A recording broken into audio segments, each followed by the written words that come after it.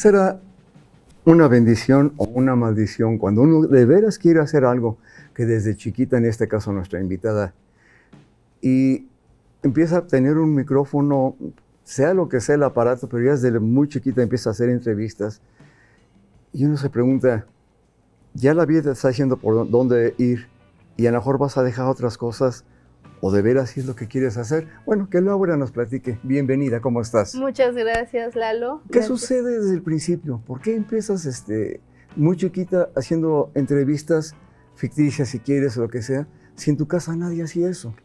No tiene nada que ver con tu historia, ¿no? Pues no tenía nada que ver con mi historia. Prácticamente, pues vengo de una familia, digamos, tradicional, donde el papá trabaja en una empresa y la mamá, pues, es ama de casa. Uh-huh.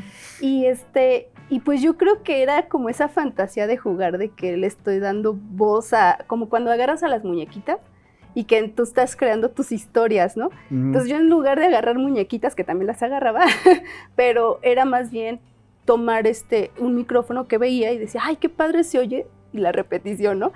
Y entonces creaba historias. ¿Y si era micrófono tal o agarras un plátano y era...? No, era un micrófono porque mi papá tenía un micrófono. Ah, ya. Entonces, como a mi papá le gustaba cantar, él llegaba a grabarse, uh-huh, ¿no? Entonces, pues ahí es donde yo digo, bueno, y empezaba yo, no cantaba, pero empezaba a hacer historias. ¿Y nunca te llamó la atención si a tu papá le gustaba la trova? Ajá. Que dijeras, ¿yo quiero ser trovadora? No, nunca me llamó la atención. ¿Y nunca lo entrevistaste a él? Nunca lo entrevisté a él, fíjate. Nunca lo entrevisté porque también él trabajaba mucho, o sea, era como el típico empleado, ¿no? Desde la mañana hasta ya había noche y ya llegaba prácticamente cuando yo estaba dormida, ¿no? Entonces, pues no. Naces en la Ciudad de México, ¿por qué luego sales de ahí? En Ciudad de México, pues ahora sí que nos sacaron, ¿no? Ajá. Mi papá, le empezaron a, bueno, él pidió su cambio porque pues ¿Qué hacía él? Él es telefonista, ¿sí? Entonces es instructor. ¿Instructor? Ajá, él era instructor y pues total que él decide una mejor vida para mis hijas y poder tener más tiempo con ellas, porque digo que era mucho tiempo lo que estaba pues sin vernos. Y entonces nos vamos a otro lado y anduvimos primero en Estado de México y posteriormente llegamos a Celaya.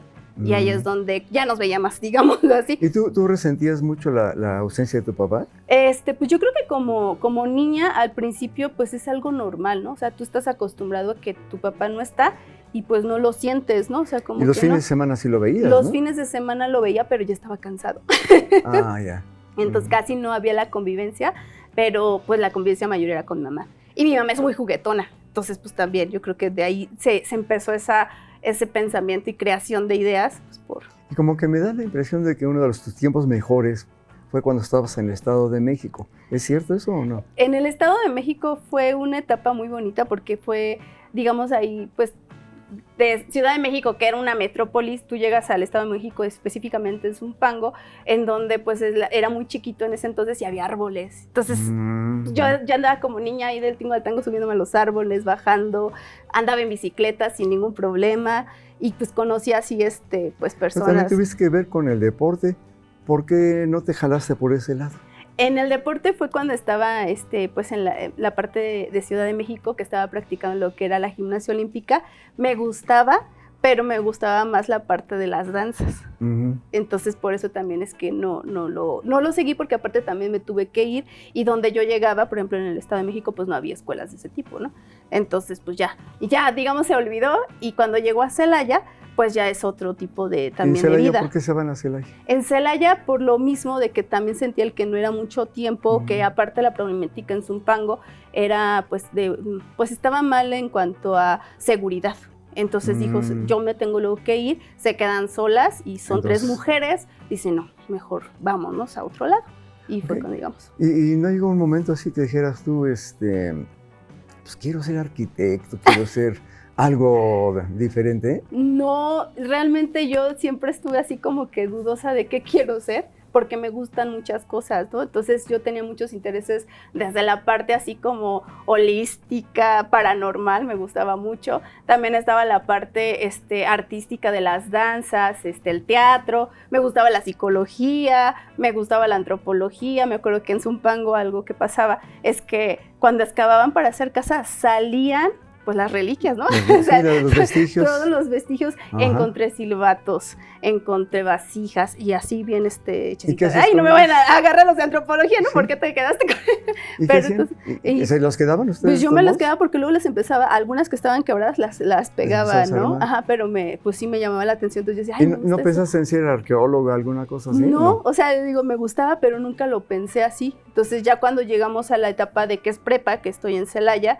que digo, híjole, ¿hacia dónde me voy a ir? Me gustaba mucho el cine por el hecho de que me gustaba crear historias, yo creo que era eso, y me gustaba como dirigir. Algo muy simpático que me pasaba es que cuando llegaba a jugar Barbies, mi hermana se quedaba así viendo todo lo que hacía, y yo le decía, juega, y ella, no, es que, ¿qué más va a pasar? O sea, como que se quedaba así como de, que la ajá, historia ¿qué que está habías pasando? inventado. ¿Qué sigue aquí, no? Entonces, Ajá. pues ahí me quedaba con ella jugando y eso también, yo me acuerdo que hacía sus perfiles porque tenía una libretita con todo, esta muñeca, bueno, le ponía, Ujú. ¿no? Esta Kira es esto y esto y esto, y tiene una familia así, o sea, creaba todos los Toda la perfiles.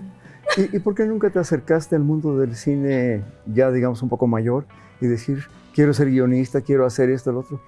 Pues yo creo que bueno, cuando pase esa parte de la prepa y que voy a ver, pido informes, me piden experiencia, entonces como que dije, ¿cuál experiencia, no? Entonces, como prácticamente lo cotidiano es, terminas prepa y entras a universidad, Ujú. pues yo me fui mucho así, ¿no? Digo, pues no me puedo quedar, no, nunca pensé en mi cabeza, pues trabajo de eso, ¿no? Me meto, voy a ver con tal persona o así, no lo pensé. Entonces dije, bueno, pues me voy a otro ámbito y fue cuando me dijeron, en Querétaro existe una carrera que se llama Artes Visuales. Y ahí es donde yo digo, cine. No, o sea, yo dije, ay, cine, pues me ¿Pero voy no al había, cine. o sea, había cine? No había cine. O sea, te dan una clase de, digamos, comunicación en donde te dan un poquito de ese, te empapan un poquito de lo que son las cámaras y todo esto, el guión, pero realmente yo ya me empezó más a gustar lo bidimensional. Entonces, ¿no te sientes, digamos, entre comillas, arrepentida de no haberte metido en ese campo? No. No, Porque o sea, desde chiquita es lo que te gustaba. sí, pero no me arrepentí y chistosamente cómo la vida te lleva otra vez a esas cosas, ¿no?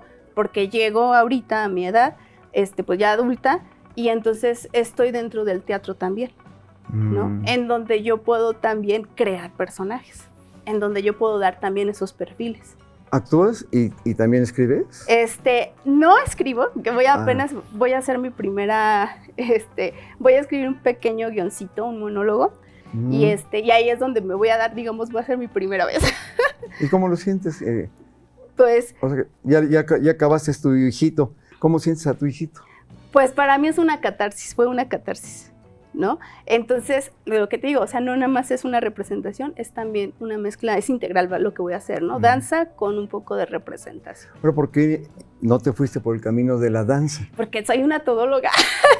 Me gustan muchas cosas y todas las disfruto y creo que todas me han ayudado. Pero no llega un tiempo que dices, ya, vete por este camino, porque a lo mejor estás picando en muchos lados y bueno, a lo mejor te falta ya tomar uno o piensas que mejor no. Hay uno que siempre me ha gustado mucho, que viene siendo esa parte del micrófono cuando yo estaba chica, que lo agarraba y disfrutaba el entrevistar, el saber, el chismear, ¿no? Casi. Y hoy en día es cuando lanzo este programa que se llama Procrearte y empiezo a entrevistar a artistas emergentes sobre todo, está enfocado. ¿Qué es un artista emergente? Un artista emergente es una persona que está dando sus primeros pasos o que no es tan conocido, ¿no? Entonces, a esos artistas, a los que no tienen, digamos, mucha audiencia, es a los que empiezo a entrevistar para saber qué es lo que hacen, su vida, por qué llegaron a ese punto y pues obviamente conocer pues sus producciones, ¿no? Ya sea visuales, ya sea escénica, ya sea de danza, literaria, o sea, todas las artes posibles, que hasta han llegado personas que a lo mejor no tienen mucho que ver con el arte, pero sí con la cultura, ¿no? He tenido a una mujer que es indígena, que me ha contado que es una mujer que siempre está, pues digamos, en pro de rescate de la comida, pues ahora sí que es prehispánica. Entonces, como escribí un librito, le dije, tú entras como literaria y aparte nos hablas de la cultura. Wow. Y de alguna manera, ¿a ti te gustaría, digamos, por decirlo así, rescatar, por lo que decías de Zumpango, las tradiciones culturales y pasarlas al teatro? ¿O no sería ya un un objetivo para ti. Las tradiciones culturales hacen una representación. Sí. Fíjate que eso sí lo hemos platicado, de hecho, también. Y sí es algo que yo creo que por eso también nos hemos rodeado como de este tipo de concientización, ¿no? Porque también dentro de nuestras obras que tenemos, hemos pues acudido con personas, tenemos ahí pláticas que queremos hacer algo así al respecto, ¿no? Ok. Porque a mí también incluso me gustaría que hubiera más gente que pusiera obras más, ¿cómo te diré? Como mayor esperanza, porque nos ponen mucho de violaciones, golpeos y cosas que dices, si ya en la vida real existen, ay, como que ir al teatro para todavía ver más de esto. Para cortarnos las venas, terminar de cortarnos. Yo no me... Por eso que a veces no voy tanto al teatro, ¿no? Okay. Porque me encanta, pero quisiera yo algo más... esperanzador. Esperanzador, más optimista. Pues nosotros sí sacamos una obra que se llama Consuelo ante la muerte, que por el nombre, pues luego dices muerte, ¿no? O sea, pero realmente es esa reivindicación de saber que la muerte no es un paso doloso, ¿no? O sea, es entenderla que es integrado. Sin vida no hay muerte y sin muerte no hay vida, ¿no? Entonces es de hecho, la finalidad es crear ese mensaje de esperanza, ¿no? Si ya tratamos un tema de suicidio, pero pues es todo como una amiga, que podría ser no la amiga, que es la muerte, la empieza a dar ciertas herramientas para que vea por qué es esperanzador la vida. Cuando en tu vida real se presenta la muerte, ¿cómo lo manejas? Si ya la estás manejando en teatro de alguna manera, pero por ejemplo, el perrito que tanto has querido durante tanto tiempo de pronto se va. ¿Cómo enfrentas eso? Pues... Y lo pasas al teatro de alguna manera. Exacto. Bueno, con la muerte, por ejemplo, de un ser querido, llámese mascota, llámese familiar, pues la verdad sí ha sido duro, pero también ha sido ese momento en el que dices, podría haber yo dicho, ya no quiero vivir y me quiero dejar ir, ¿no? Desvivir. Pero pues la verdad es que dices, ok, tú estuviste en mi vida, fue lo más hermoso el haber convivido con ya sea este ser, ¿no? Sí. En este caso Ender se llamaba, y fue lo más bonito porque yo de hecho lo vi, realmente lo que es la cosa, lo vi desde que nació porque su mamá no sabía cómo dar a luz, yo tenía mi perra, y entonces yo le ayudé a nacer, o sea, le hablé al veterinario, aquí no sé cómo hacerle, ¿qué hago? Y pues ahí estuve pujando por ella porque ya no pujaba, y saqué a sus 12 perritos, y Ender fue uno de ellos. Entonces, pues yo creo que también fue como lo más doloso, ¿no? Verlo nacer hasta la culminación, pero pues ¿Cuántos años te duró? Me duró 12 años. 12 años. Sí, 12 años. Eso es lo más triste, que son cortas las vidas de ellos, ¿verdad? Y siempre nos va a tocar verlos. No es la primera pérdida de mascota, porque he sido muy animalista, pero fue la más dolosa porque yo creo que también estuvo siempre conmigo. Pero pues sí, o sea, la enfrento de esa manera con mucho amor y mucho agradecimiento porque estuvo a mi lado. O sea, realmente agradeces que... Sí, o sea, realmente fue un compañero en mis momentos de tristeza, en mis momentos de alegría. Son el amor incondicional. Sí, y luego aparte también me pasaba que yo trabajo, otra de las cosas que hago es diseño gráfico. Entonces yo estaba trabajando ahí metida haciendo las cosas y él llegaba de, ya. ¿Pero que ya deja de hacer? Así como que ya. ¿Y hazme caso? Sí, era así como, ya, párale, ¿no? Entonces, pues esos recuerdos son los que se te vienen cuando estás trabajando y dices, ay, ya no hay alguien que me diga ya, ¿no? O sea, soy yo la que tengo que decir ya. Oye, y de la parte paranormal, ¿qué has hecho sobre eso? Porque no es un tema fácil, ¿no? Pues es que no sé si es la sensibilidad o la locura de uno, pero sí me han pasado cosas. ¿Cómo? Cuando estaba chica, en Zumpango, mis papás construyeron una casa en donde había un pasillo. Y entonces ese pasillo tenía unos arcos. Y entonces veía hacia como para un jardín. Ahí se decía mucho que existían las brujas y que no sé qué tanto, y que entonces te tenías que bautizar. Y me acuerdo que yo una vez en la noche, porque a mi papá le gustan los baños afuera de las casas, como los pueblos, afuera de las casas. Entonces tuve que salir de la recámara, caminar, salir al pasillo, y entonces ahí en el pasillo, pues yo, o sea, eso es lo que tenía que hacer el recorrido, ¿no? Entonces yo cuando me paro y veo hacia la ventana, veo una mano golpeando. ¿Y se oía también? Sí, se oía. O sea, yo me dormía con mi hermana, ¿no? O sea, dormíamos juntas, pero mi hermana estaba chiquita, tenía 3 años. Entonces yo vi y yo hasta volteé porque me acordé de esa leyenda de que las brujas, ¿no? O sea, no tenía idea de cómo eran las brujas ni nada, pero yo vi esa mano, o sea, yo realmente, para mí fue ver como un 3 dedos haciendo así, ¿no? Entonces yo dije, ¿qué es eso? Y eso fue lo primero, digamos, que me sucedió así como raro. ¿Y nunca supiste qué fue eso? Nunca supe. Ya después con los que vivían por ahí decían que las brujas tenían patas de gallo y que llegaban, que se quitaban las patas y que las dejaban, que porque parecen de guajolotes, o sea, leyendas así. Eso fue algo raro que me pasó. Posteriormente, pues me pasaron otras cosas así como que raras. Y ya, pues es algo como que yo creo que era tradicional de la familia, porque a mis familias paternas les pasaban también muchas cosas en las casas donde llegaban.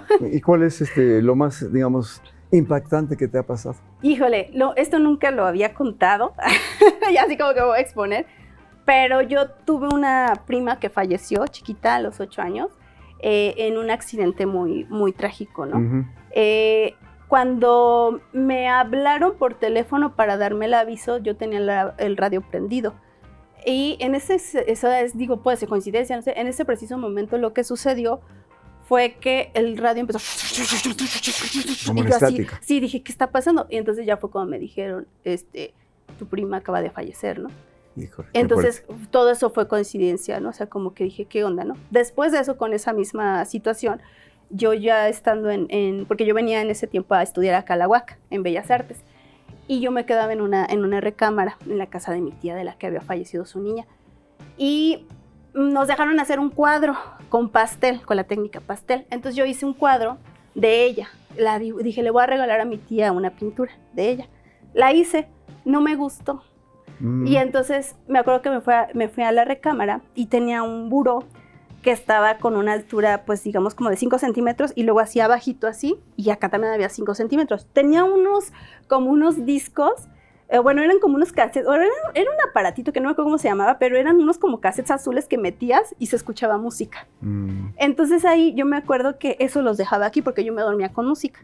Entonces los dejé aquí, te los pones como audífonos, y en ese momento, pues como yo había dicho, si no te gustó, dame una señal, le dije, ¿no? Y ahí haciéndome, así dije, no va a pasar nada. Y en ese momento pero realmente vi cómo se levantó esa cosa, avanzó y ¡pum! Se cayó.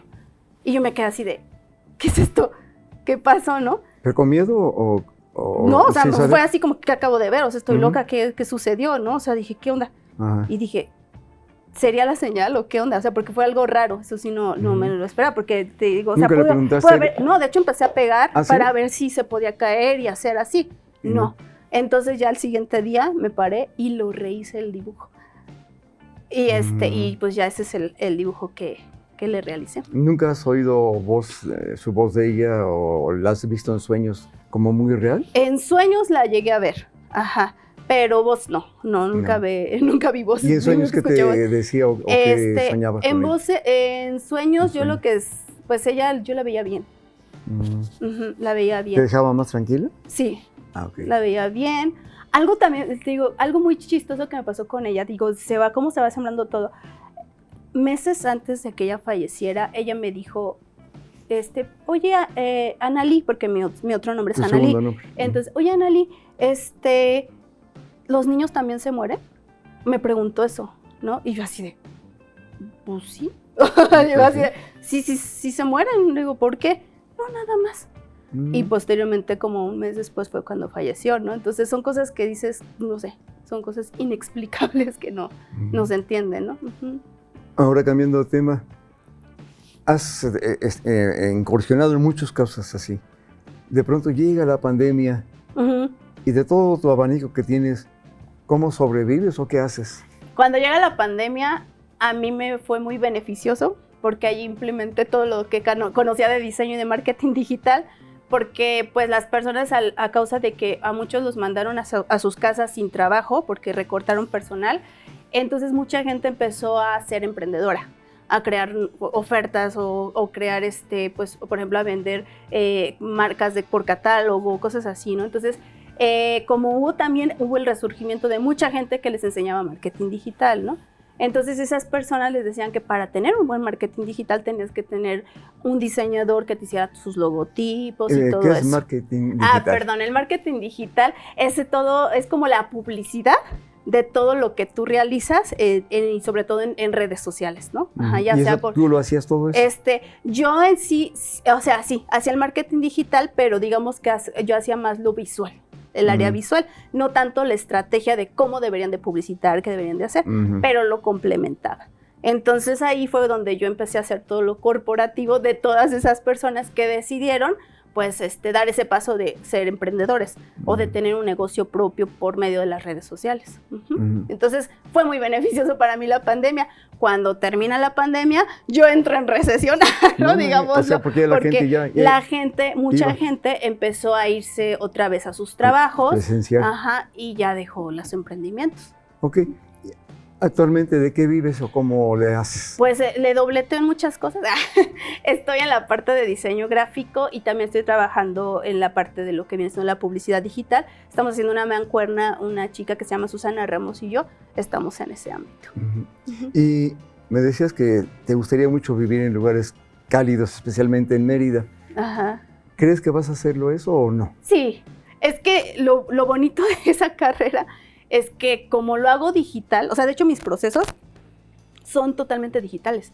Yo no voy con la persona o con el cliente y me presento, no, yo todo lo hago, pues es que lo aprendí antes de la pandemia. O sea, yo como que me preparé antes de la pandemia para la pandemia sin saber que había pandemia, ¿no? Iba a haber pandemia. Entonces yo ya mis procesos los hacía de foráneas, o sea, yo no necesariamente tenía clientes de Querétaro. Tuve clientes de Estados Unidos, entonces yo ya sabía manejar como que la onda virtual o a la lejanía, a la distancia. Y eso me ayudó bastante con la pandemia. Y en Mérida, pues si yo tengo clientes aquí en Querétaro y los llevo de manera así, pues ya están en otra parte. Pues, o sea, ¿crees que sí se va a hacer un logro eso? Sí, eso es. Y la parte, digamos, como todo ser humano, hay momentos que son muy difíciles. No necesariamente necesitamos saber qué momentos, pero son difíciles para ti. Y pues la vida sigue. Sí. ¿Cómo te golpea y cómo te afecta en tu creatividad momentos de ese estilo? Ok. Yo me considero que yo creo que por eso también, no me considero así como que decirme tan artista, pero sí soy creativa. Entonces yo creo que estoy muy susceptible a muchas situaciones, no soy muy sensible. De hecho, para hacerlo de las marcas digitales o para hacer las marcas de las personas comerciales o personales, soy muy sensible a la hora de estar observando todo. Hasta, de alguna manera te puedo decir que hasta sentir lo que me quieren expresar, ¿no? No diría así como que casi le huelo los colores, pero casi, ¿no? O sea, como que soy muy susceptible y perceptible a eso, ¿no? Entonces, pues yo lo que me afecta luego sí son los ambientes, ¿no? O sea, si es un ambiente malo, y eso lo tengo desde que salí de la carrera. Yo entraba, por ejemplo, a una imprenta y no me gustaba el ambiente y no podía crear. O sea, como que sí me dominaba y dijo, no puedo, o sea, no puedo así, ¿no? Entonces, me gustaba mucho estar en ambientes propicios, sanos, agradables. Y dentro de esos ambientes, por ser mujer, obviamente, ¿sufriste acosos? ¿Sufriste que te quieren denigrar, que te paguen menos? Sí, sobre todo, sí, casi 2 o 3 años después de que salgo de la carrera también, que me vuelvo, o sea, es que yo después de la carrera estuve buscando trabajo en Querétaro, me fui a Celaya, y en Celaya, pues sí encontré trabajo, pero luego dije, ay, pues es que es muy poquito lo que me pagan. Me regreso a Querétaro y me meto a una empresa. Y ahí en esa empresa, pues eran bien, pues pasaditos, ¿no? Uno, pues no te pagaban bien, ¿no? Y después te daban, pues, los cheques sin fondos, ¿no? Entonces yo, ahí en ese momento, yo estaba, pues digamos, con ciertas necesidades porque pues estaba totalmente yo sola acá. ¿Cómo te pagan cheques sin fondos? Pues no tenían en ese momento dinero, entonces ahí me tenías ahí estarles diciendo, es que págame porque yo pagaba en ese momento, le ayudaba a pagar la colegiatura a mi papá, de mi hermana. Entonces le digo, oye, es que si no me pagas yo no puedo pagarle a mi hermana, ¿no? O sea, entonces era así como de casi, nunca me hinqué así para rogar, pero sí me puse así de recia de, me tienes que pagar, yo ya te trabajé cierto tiempo, me tienes que pagar. Pues te agradezco mucho que nos estés compartiendo tantas cosas, porque todas son formas de vida. Sí. Y bueno, hay que recordar que la vida es como es. La actitud que yo tomo ante ella me puede ayudar mucho, pero también pues hay que tratar de ver que eso no nos sobrepase tanto, que no nos haga ser tan felices. Es la única oportunidad que tenemos de ser feliz, es ahorita. Enseñanza de vida. La vida es sencilla, nosotros la complicamos.